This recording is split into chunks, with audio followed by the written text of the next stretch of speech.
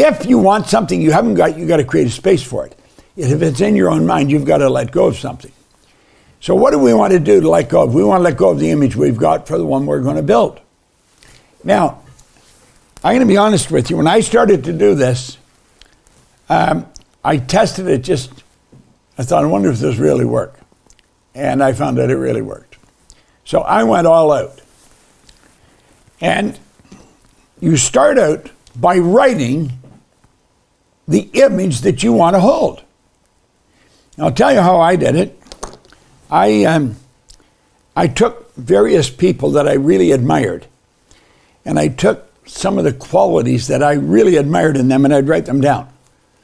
I wasn't going to be like them, but I was going to develop a couple of these qualities or habits. And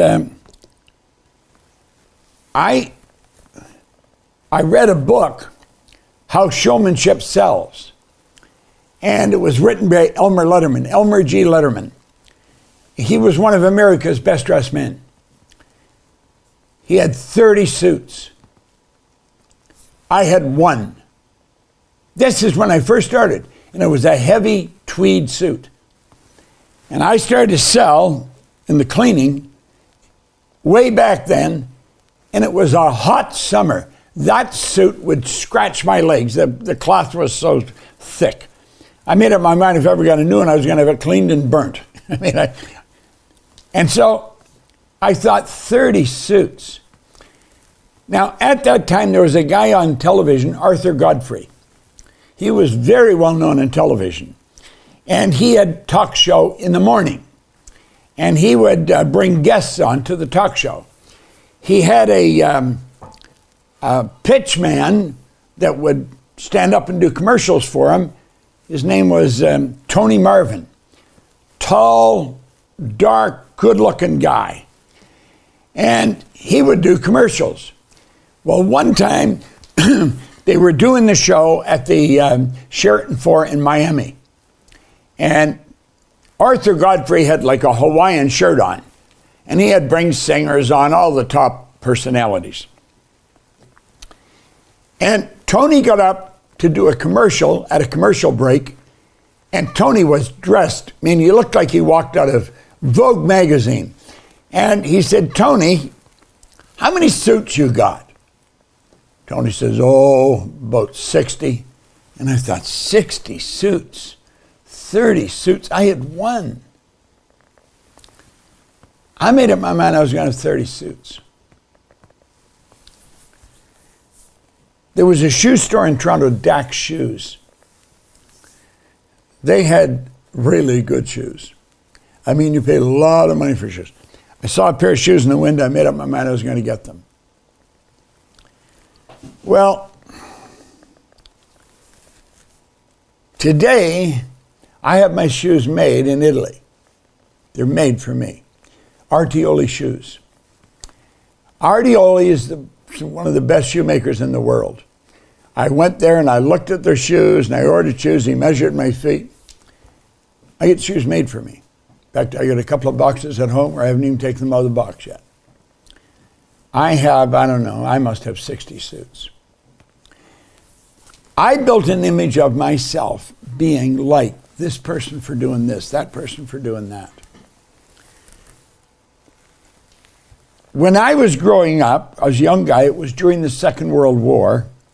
There was no men around, no fathers. But one guy did have a father. Donnie Miller's father was not well, so he couldn't go to the war. And Donnie's dad had a heart attack, or I think it was a heart attack. And so we never went around his place because his dad wanted things quiet. They'd come around our place, but not Donnie's place. I would watch Donnie's dad walk up and down the street. You'd see him go way up the street. Later on, you'd see him come back. He was always well dressed, and he had the calmest walk. There was no rush, just a very calm walk. I visualize myself walking like him. You'll very rarely ever see me rushing anywhere. There's no need of it. You can be calm. So when I built my self-image, I built it around certain things. Ray Stanford always had money. I told you earlier, I don't know how to get into this thing now. Always have some money. Always. Now, I hardly ever use it because I really don't pay for very much. I get somebody in the company to order whatever I want. But you see, I never had any money. Ray always had a roll on him. He would have a roll like that in his pocket all the time. Now, there's about $3,000 here. There's not about, there is $3,000 here. You see? Well, I only earned $4,000 a year at that time. $3,000 would have been a ton of money. But everybody has different little quirks. I like to carry money. And it's probably because I never had any. And now I have some money. I want to carry it. But you see, I started to do that before I had any money.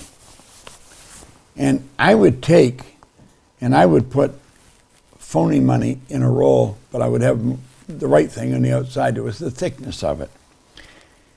My mind didn't know the difference. I knew intellectually the difference, and then shortly I didn't even pay any difference to that. It was the feel of it. I did different things. I watched different people. I saw how this person did this and somebody else did that.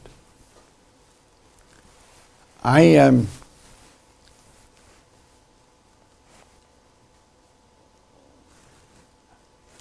read a lot, so I read a lot of great self-help books. And I literally did what some of these books suggested. It wasn't just sometimes, I did it. I would follow it right to a T. You'll very rarely see me without a suit on. That's part of the paradigm. It's part of the paradigm. I don't care what anybody else does, how they dress. I'm always going to be dressed. I mentally made up my mind one time I'd be at least, if I wasn't the best dressed, one of the best dressed people in the room. Why did I do that? I did that because I was changing how I saw me. How I saw me. I had never gone to school. I had no money. I had dumb jobs. And today, along with Sandy Gallagher, I have a company that operates all over the world.